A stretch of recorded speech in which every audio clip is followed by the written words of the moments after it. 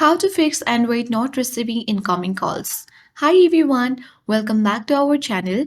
This is Rose and here are the some quick fixes to fix your issues. So without further ado, let's begin. First, restart your phone. Hold power button on device and swipe towards restart. A simple restart can fix temporary network issues.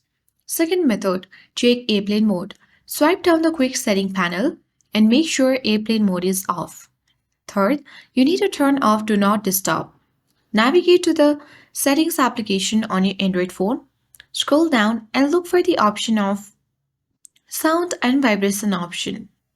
And here, you need to locate Do Not Disturb and make sure it is turned off. The third or fourth method is simply make sure you have a strong network coverage. If not, you need to move to a different location. By following this method, your issues should be fixed. If not, you can easily check with your network provider for possible services outages or SIM card issues.